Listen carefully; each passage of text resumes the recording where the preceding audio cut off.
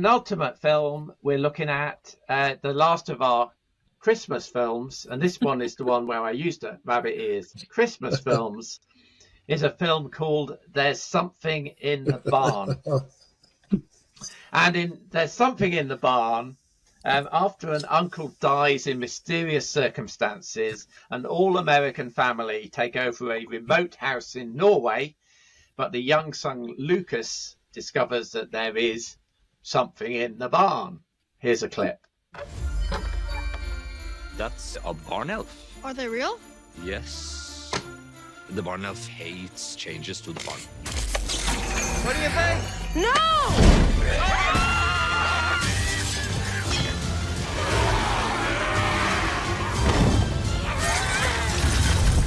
Maybe it's a child who ran away from home headed to a Nordic death metal festival.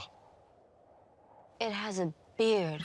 So, and Andy, you've seen this one, I think. The best I can say is that I sat through this thinking I wish I was watching Krampus, because I love Krampus, for those of you who've seen that. This is a home invasion movie, another Christmas home invasion movie. I mean, it is the season for your home to be invaded, whether it's by bungling thieves, terrorists, gremlins, or little elves in Norway. Whatever it is, your home is going to be invaded. It's bog standard stuff. We're going to fight off the little creatures that were attacking our home using Christmas decorations. At one point, they turn a load of baubles into Molotov cocktails.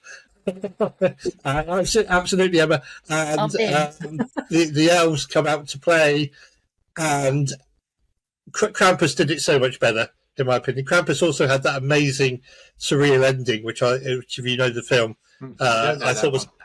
Check out Krampus for a Christmas home invasion movie. It is superb. The ending blew me away of Krampus. This is your bog standard little monsters attacking a home, family fighting them off. Nothing special, nothing unusual. Could have been set any time of the year. They just decided to set it at Christmas, just so that they'd have some more decorations to throw at them, and some icicles to kill Santa. Yeah, Other than that, yeah.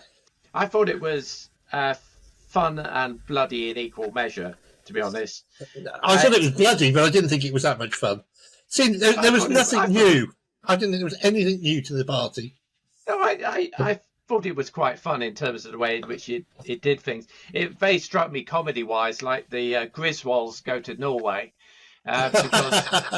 because this obnoxious American couple, I think some of the funniest scenes were this obnoxious American couple walking into this quiet Norwegian bar and kind of saying, hi there, we're here from America, we've taken over old Bill's farm up the way. How are you? I love your jacket. I love your. I mean, There's also a constant refrain about you don't have a gun. No, this is Norway. Yes. We don't go around shooting people in the face like you do in America. There's this constant refrain. I thought that was quite good with the gun control and not just the gun control, but the fact that we are Norwegians. We come up with Oslo conventions for peace. Yes, exactly. It was kind of positioning that. That was quite good. I guess the other thing that struck me is that the horror in here is not really very gory. Certainly not compared to the same league as Thanksgiving, which we saw a couple of weeks ago, or even Cocaine Bear. And one of the things that I thought is that with a tad more editing, this could even have been made into a 12 certificate kind of horror-like thing, the sort of scary stories they tell in the dark type of film for kids. And it might have got a bigger audience if it had actually done that sort of cut. I particularly loved an actor in here called, and I'm going to murder his name, called Kalle Halevung Larsen as the local elf expert, who there's something for me intrinsically funny about slow-talking Scandinavians who talk in this slow, laborious voice about the barn elves. And I know your wife is just being murdered, but I will just go and get my shoes from the bedroom. There is something, and that's one of the reasons, and we'll come back to that in AOB, why I really love the film Fallen Leaves, if you can catch that coming out in the next week or two. I just think it's funny. Anyway, I quite like, I mean, it wasn't a classic, but I like the way that this went. I gave this one a 7 out of 10. I gave it a 6, Bob. 6 out of 10. So that's Yeah. a 6.5 out of 10, which makes There's Something in the Barn a marginal miss. Which is just But about right.